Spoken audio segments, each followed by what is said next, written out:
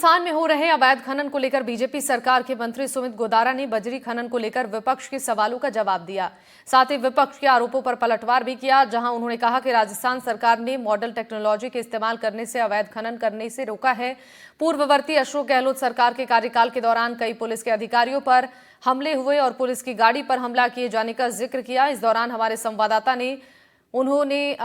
Bill को लेकर खास बातचीत की है। क्या कुछ कहा उनकी तरफ से सुनाते हैं आपको भी। मेरे साथ सुमित गोदारा जी हैं, उनसे बातचीत करूंगा क्योंकि जिस तरीके से जो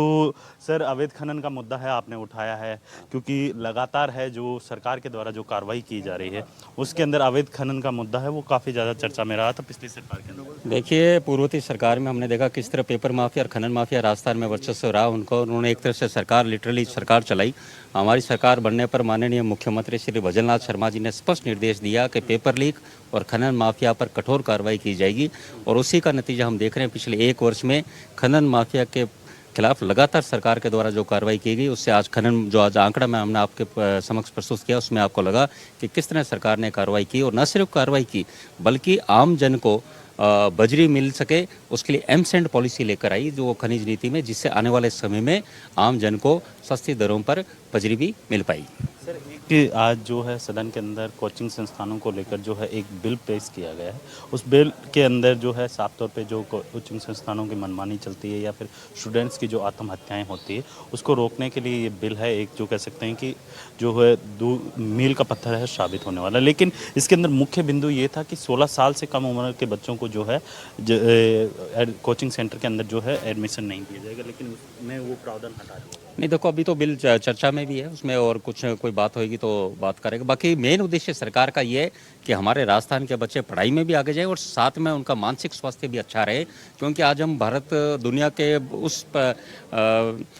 पॉइंट पे पहुंच चुका है भारत जहां हमारे यहाँ असीम संभावना है। एक समय था जब हमारे समय सिर्फ मेडिकल इंजीनियरिंग कुछ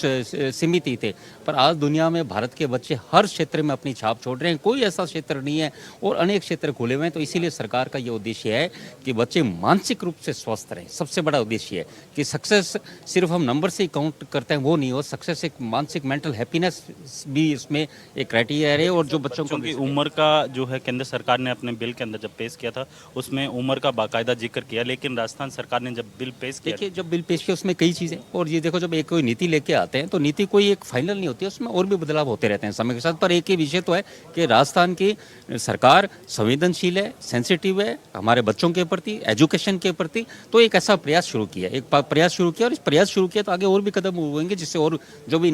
इसमें अमेंडमेंट करने पड़ेंगे, जो भी सुझाव होंगे उनका और सामंजस्य से लेकर और प्रस्ताव रहेगा कि अच्छा बच्चों को लाभ मिल सके। एक सवाल है सर, किरोड़ीलाल मीणा जी ने एक अवैध खनन को लेकर एक लंबी मांग भी उठाई थी और इसको लेकर जो है आपने भी कहा, हमने कहा कि जो उन्होंने बात रखी, टोंक जिले में बाकायदा विशेष पोस्टें लगाई गई है और उन पर लगातार कार्रवाइयां हो रही है और जहां भी सुझाव आते हैं जो भी आपको लेकर, बिल्कुल टोंक का ही मैं बता रहा हूँ, टोंक पे हमने विशेष वहाँ पे चेक पोस्टें और लगाई है और विशेष दल भी लगाए गए और वहाँ पर लगातार कार्रवाइयाँ हो रही है और बिल्कुल वहाँ पर टोंक में कहीं भी हम अवैध बजरी नहीं होने देंगे। टोंक नहीं, पूरे राजस्थान में नहीं होने देंगे, मुख्यमंत्री जी का ये उद्देश्य। बिल्कुल ये थे सुमित गोदारा। हालांकि जो है उनसे जब भ्रष्टाचार को लेकर सवाल किए जा रहे थे उस दरमियान वो थोड़े बचते हुए दिखाई दे रहे थे, लेकिन सबसे बड़ी बात यह है कि जिस तरीके से राजस्थान के अंदर जो अवैध बजरी को लेकर, अवैध खनन को लेकर जो राजस्थान सरकार के ही मंत्री हैं जो किरोड़ीलाल मीणा, उन्होंने भी अपनी सरकार पे जो है सवाल उठाए हैं कि मैंने अपनी सरकार को जो है सूचना दे दी है कि जो यहाँ पर जयपुर के पास में जो टोंक जिला है